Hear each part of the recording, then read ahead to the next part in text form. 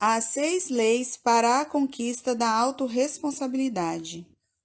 Estas 6 práticas linguísticas e comportamentais, quando transformadas em hábitos diários, trarão mudanças na sua vida de modo que as pessoas ao seu redor perceberão que uma nova pessoa surge.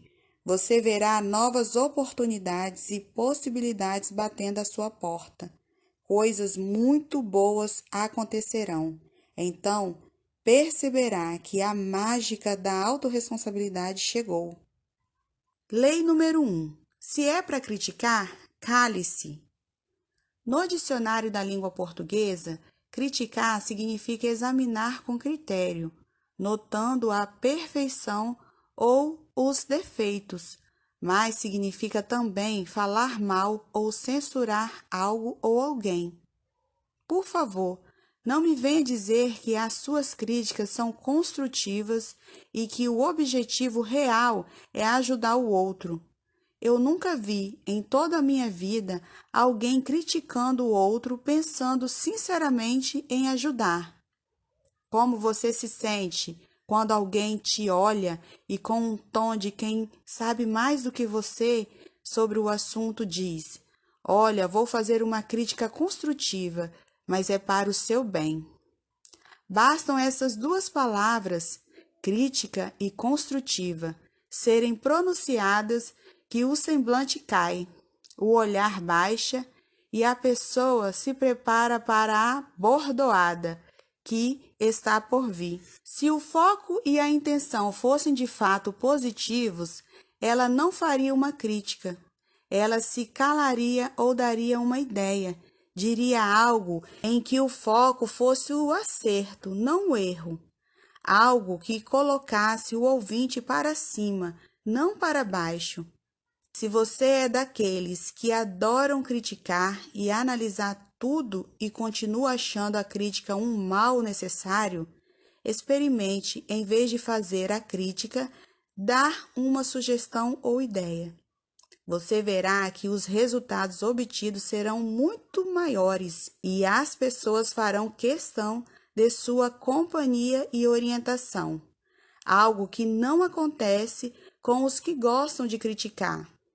Lembre-se, é muito fácil criticar, é muito cômodo falar do cisco nos olhos dos outros, porém isso impede de vermos a trave nos nossos olhos. Quando paramos de criticar, nosso foco passa a ser a solução e não o problema. Nosso subconsciente passa a se responsabilizar pelos acontecimentos e, de maneira mágica e inconsciente, as decisões e atitudes se tornam mais acertadas, proativas, maduras e, finalmente, mais produtivas. Lei número 2. Se é para reclamar, dê sugestão. A definição da palavra reclamar é muito clara e não dá margem para outra interpretação.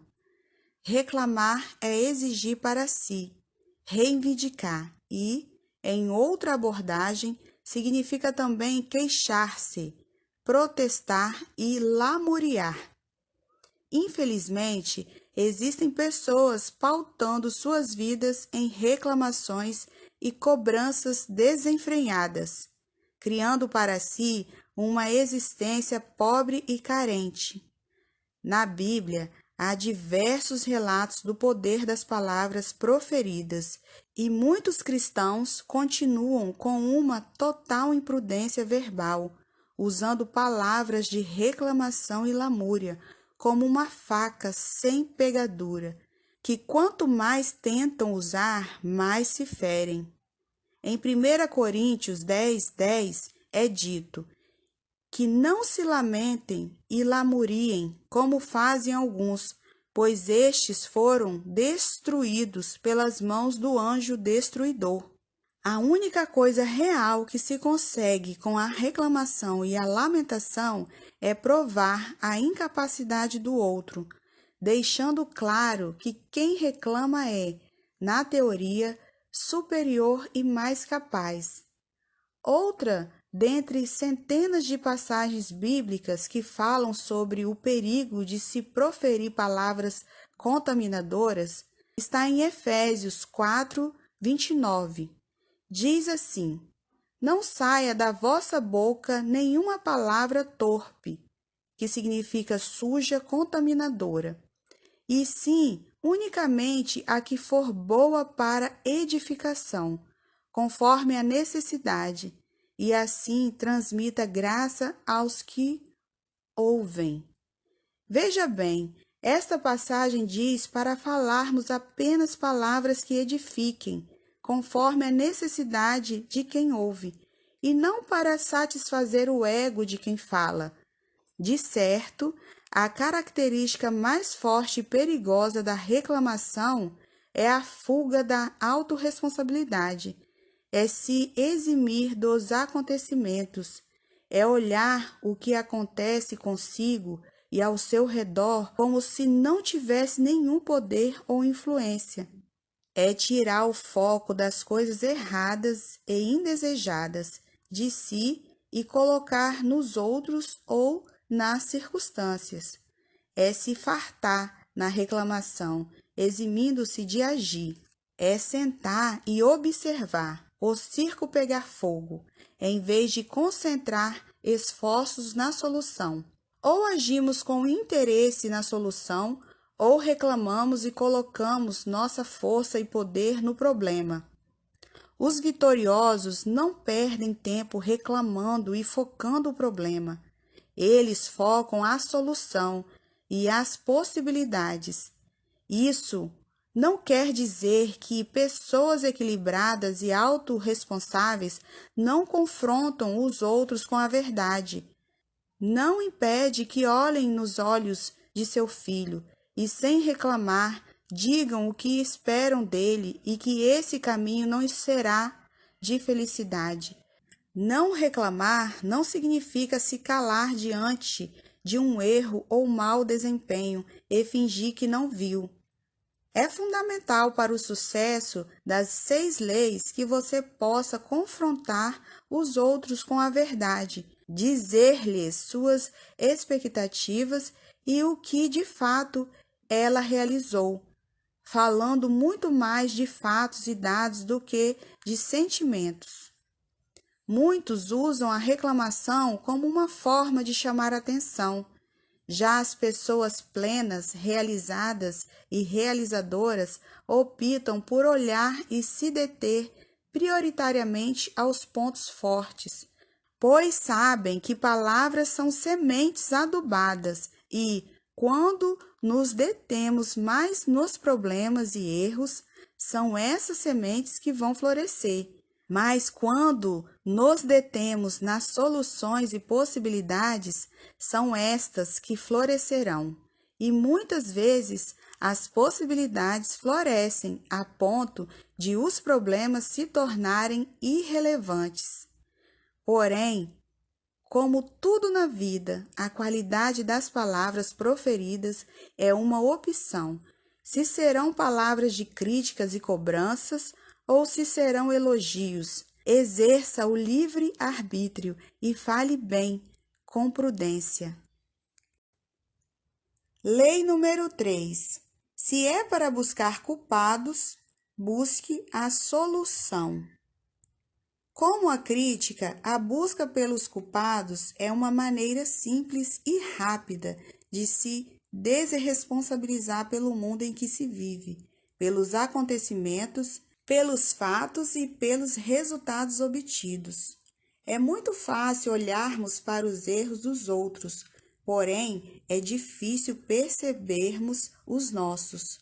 Em um nível neural, isso é um grande perigo, pois o hemisfério direito, que é o lado realizador do nosso cérebro, ao receber a mensagem de que o resultado insatisfatório obtido foi por culpa dos outros, cria o seguinte diálogo interno: por que mudar e fazer diferente, se o resultado negativo foi culpa do outro?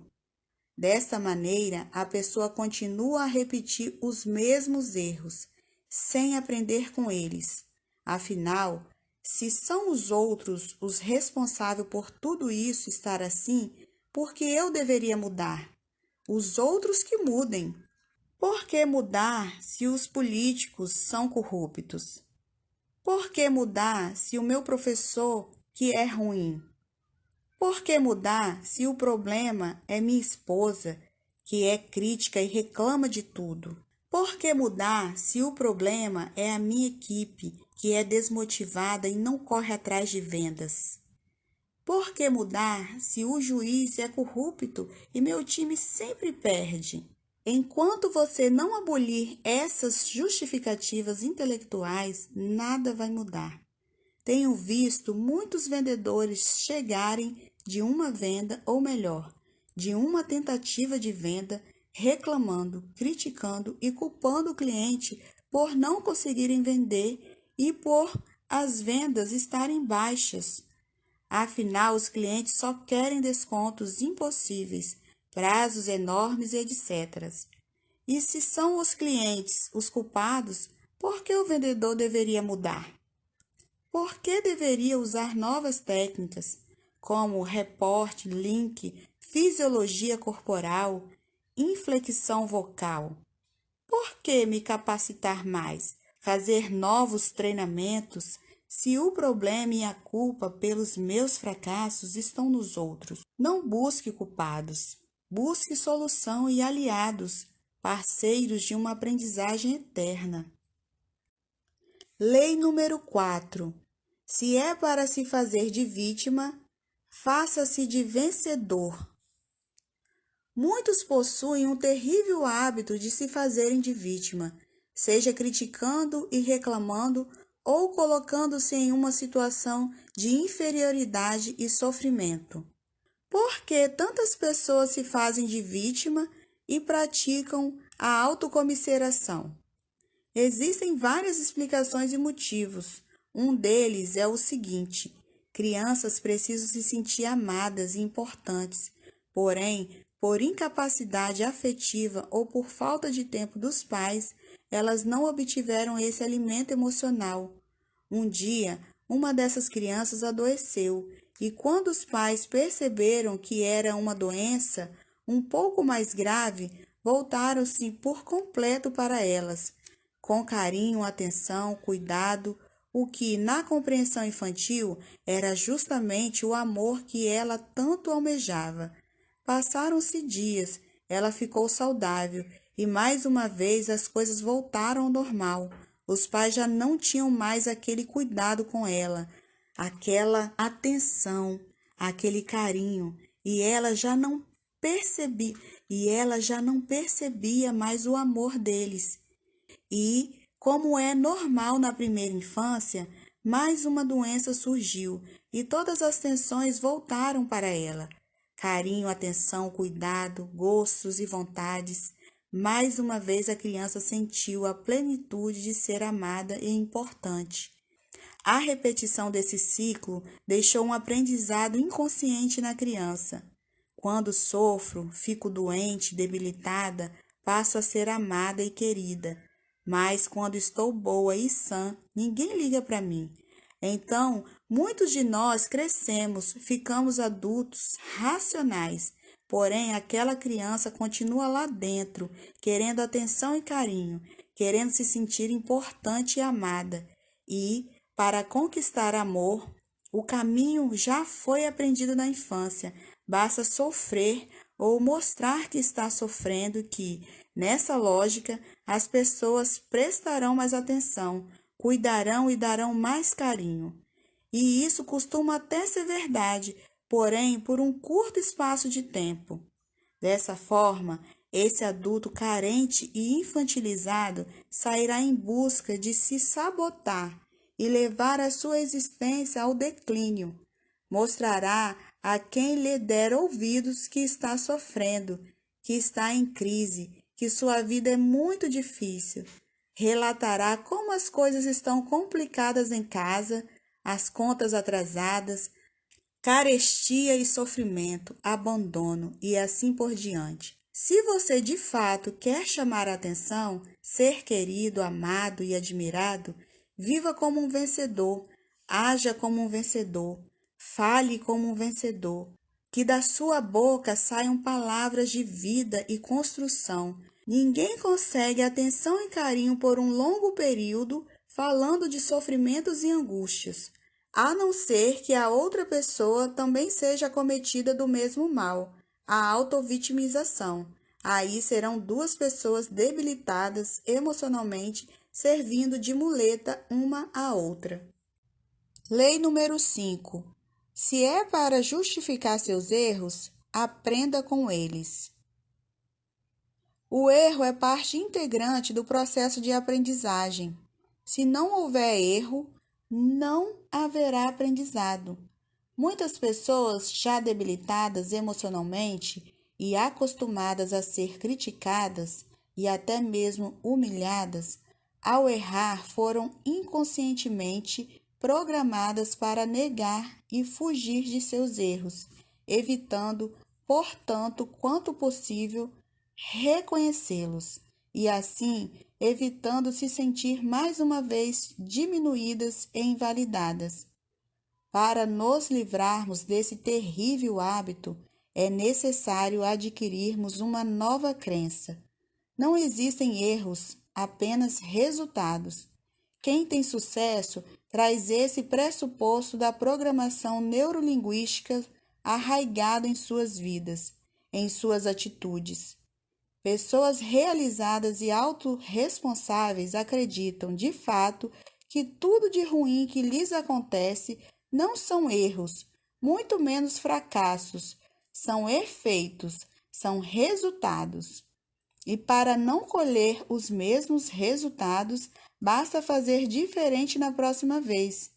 Einstein dizia: loucura é continuar fazendo a mesma coisa e esperar resultados diferentes. Todos alcançam algum tipo de resultado. Se estou gordo, não preciso entender como frustrante ou fracasso. Posso entender como o resultado da minha maneira de viver e de me alimentar. Se quero outro resultado, basta mudar, encontrar outra maneira de me ver, viver e me alimentar.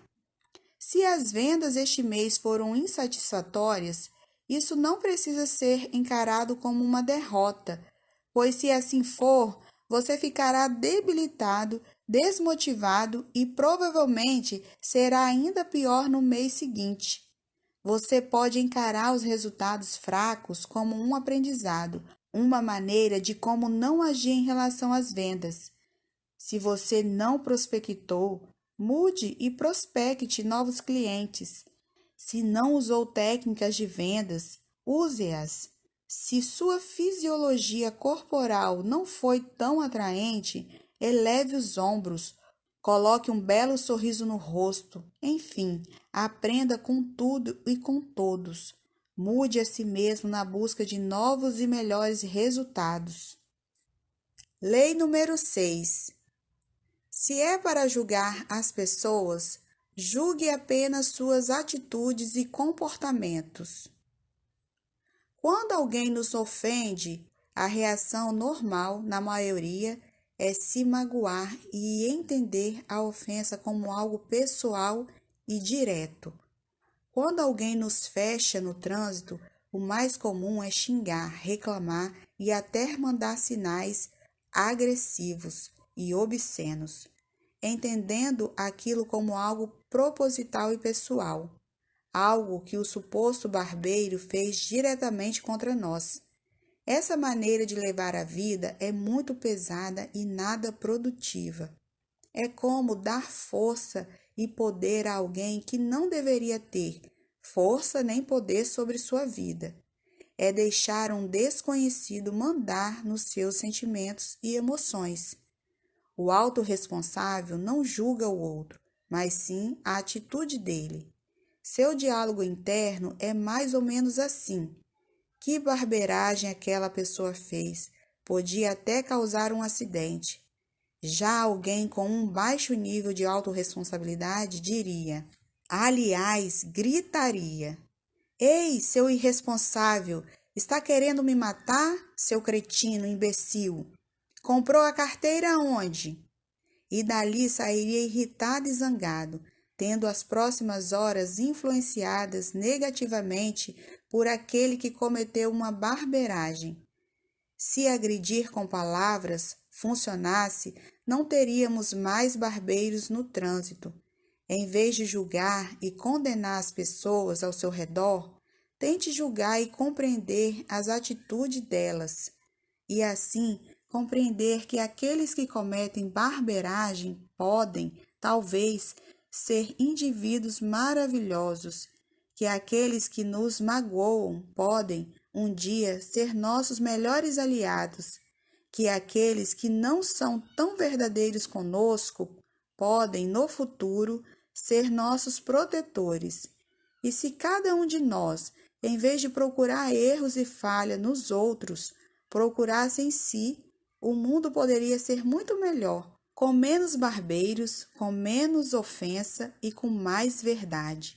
Como diz nas Sagradas Escrituras, com a mesma moeda que julgas serás julgado.